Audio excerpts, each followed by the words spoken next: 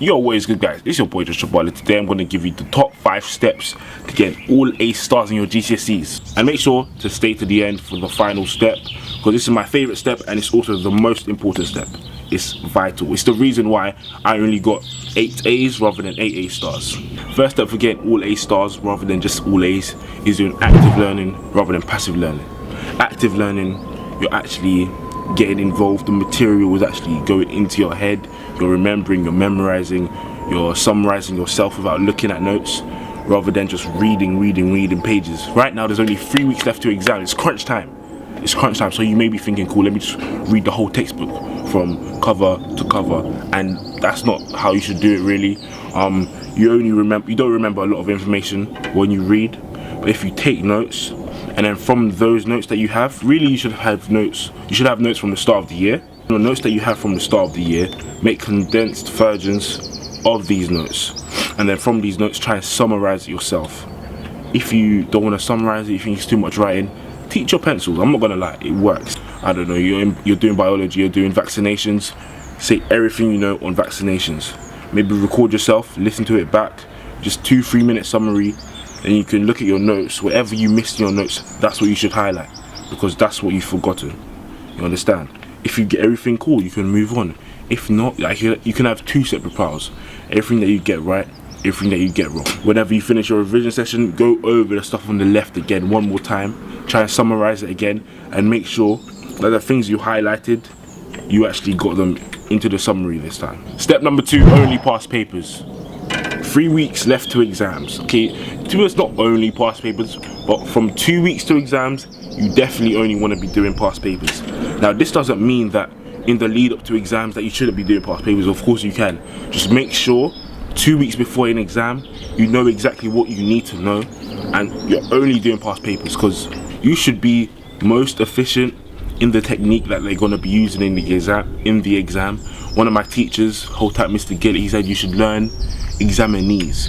You could read notes, you could read every single book on biology, GCSE biology that you want, and still come out failing, because the way they ask questions and the way they want you to answer them are so particular.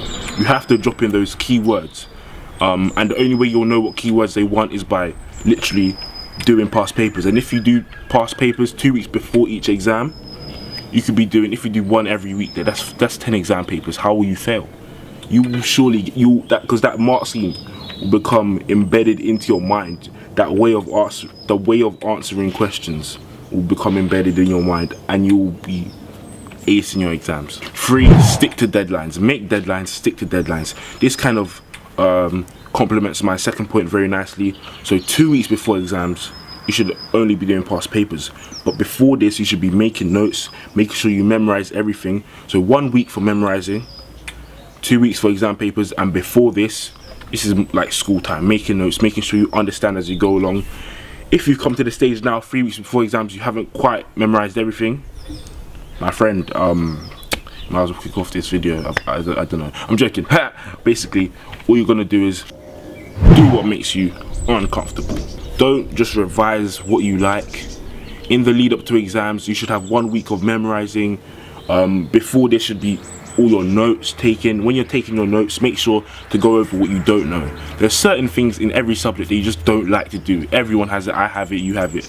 But make sure to go over those things the most, rather than what you enjoy, because that stuff you know, and you don't really need to go over it that often because it's in your head. You know that stuff. What you don't know, what you struggled with throughout the year, that's what you should be going through. Step number 4. Again, all these points link nicely. Don't neglect anything. GCSEs are dangerous, you know? They're dangerous because you don't have to know that much in depth. You don't have to know anything in depth really, but you need to know so much. And your exams are one after the other. So an exam, it's like a roadblock. Yeah? So all you see is the exam right in front of you. All you're doing is revising for English, revising for English, revising for English. Next day you have maths and you have not touched it, because these exams act as blocks. So make sure you can see over these exams, and don't just focus on the exam in front of you. Make sure to revise even the exams that will be at the end, and use the same method that I was speaking about in the start. Say your exam is on the 10th, 2 weeks before the 10th, mark a date, set a deadline. By that deadline, all your notes for that particular subject should be complete. That's an easy way to ensure that you revise for each exam, and it's a little bit more of an incentive to actually get your notes done and make sure you know everything, so that 2 weeks before the exam you're just doing past papers. If someone asks you about a topic in that particular subject, you can just go for it and teach them whatever they need to know. And make sure you're going by the spec, because you can go a bit wild and learn things that you don't need to know. So make sure you go on spec, you know what you need to learn for the exam. The fifth and final step is actually do the past papers. When I used to do past papers, even 2 weeks before the exam, I would do a past paper. When I came across a sticky question, I would, you know, pop up Siri or Google blah blah blah blah blah, you know, what is 1 + 1? It would come up with the answer. Oh, I would remember that in the exam. Yeah, that's right, give myself the mark. When in reality, Google's not with you in the exam. You can't phone a friend. You haven't got Siri. You've only got yourself. And if you haven't exposed yourself to having to think on the spot, have to use your brain, you know, dive into the realms of your mind and find an answer, then you will not have that capacity. You will not have the ability to do that in the real exam. So practice, put yourself in exam conditions, actually practice like you're in a real exam. Do the past paper, mark it harshly, drop your ego. So in fact, I'm gonna change it. Instead of actually do past papers, I'm gonna call it don't focus on your goals. Because when I was so focused, okay, every paper I have to make sure I get an A-star. Whenever I was marking it, I would say, oh, I would have got that, because I wanted that mark to be an A-star, just for my ego, just to, you know, please myself. When in reality, in an examiner doesn't care about you, okay? They're not gonna say, oh, he would have got that, it was a bad day. No, he'll give you a big fat X, and he'll enjoy putting that X on it. So make sure, don't give an excuse for the examiner to put the X. So expose yourself to doing real exam questions, real exams. Time yourself, don't give yourself 2 hours. Make sure to actually do it. If you get it wrong, make a flashcard, write that question down, make a flashcard on that question. That's what I'm doing for biology. I've done quite a few past papers.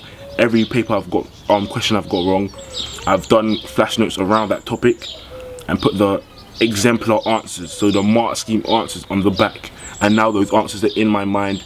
And with biology, like suggest questions, or when you're looking at tables, comparing tables, they're kind of generic answers that you can always put and just apply to different animals or different species. So that just comes through practice, learning the mark scheme, and yeah, that will come for you. So yeah, that's the video, guys. Top 5 steps to get all A stars rather than just A's in your GCSEs. 3 weeks to exams. Please leave your comments down below. Tell me if you didn't understand any steps, or if you enjoyed the video. Let me know how you actually do in your GCSEs, whether these techniques help, because I know they will. Make sure to like, comment, share and subscribe. As always, guys, greatness is contagious, so be great and God bless.